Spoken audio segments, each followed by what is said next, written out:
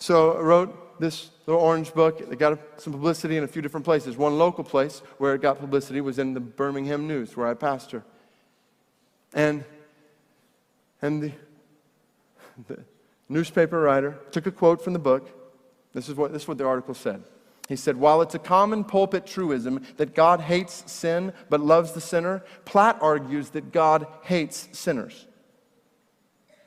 It's a quote taken from the book, but the article just moves on at that point. So people start emailing me. Church members, pastor, you believe God hates sinners? People in the city emailing me not so kindly. You're preaching hatred there.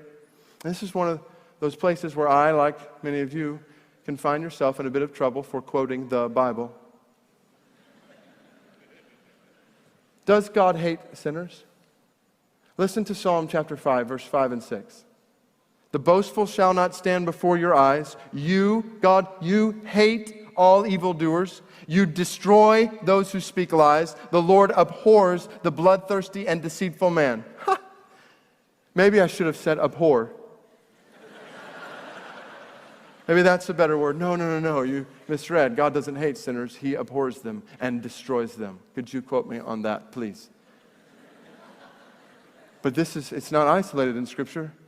14 times in the first 50 Psalms alone, we see God's hatred toward the sinner, His wrath toward the liar, and so on. And it's not just Old Testament, it's New Testament. In John chapter 3, that chapter where we have one of the most famous verses about God's love, we also have one of the most neglected verses about God's wrath. And so, begs the question, is it true that God hates the sin but loves the sinner? Yes, of course, in one sense, but not completely. Think about it with me. Does God hate the sinner? And this right here is so key to understanding the cross. Because when we see God's holy hatred of sin, God's holy wrath due sin, it's not like sin is something outside of us. We have this tendency to think when Jesus went to the cross, He died for my lusting and my lying and my cheating or my doing this or that, as if sin is outside of us. The reality is, sin is at the core of who we are. We are sinful to the core. So when Jesus went to the cross, He wasn't just enduring the penalty of sin as if it was something outside of us. He was taking the place of sinners. When He was crushed and bruised and literally pulverized, Isaiah 53 says, He was doing this in our place. He was taking the full wrath of God due you and due me as sinners. So let us be comfortable not to lean on comfortable cliches that rob the cross of its meaning. Here's the deal. We are sinners. We all like sheep have gone astray. Obviously, there are many preachers today who would try to advocate that, no, you are good.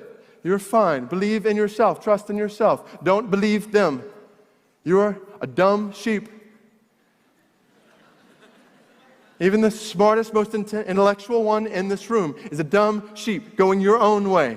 So we are sinners. God is holy, possessing holy hatred towards sin and sinners and possessing holy love toward sinners. So then, how can God show both holy hatred and holy love toward sinners? That's the question of the Bible. And the answer is the cross. Because at the cross, God shows the full expression of His wrath. You see the verbs. He was wounded. He was crushed, chastised, stripes. The Lord has laid on Him the iniquity of us all. He was crushed for sin and sinners. And at the same time, He did this for sinners. So does God hate sinners? Yes. Look at the cross. Does God love sinners? Absolutely. Look at the cross. Because there He takes our sin away. They're gone. Isaiah 43 verse 25 says He remembers them no more.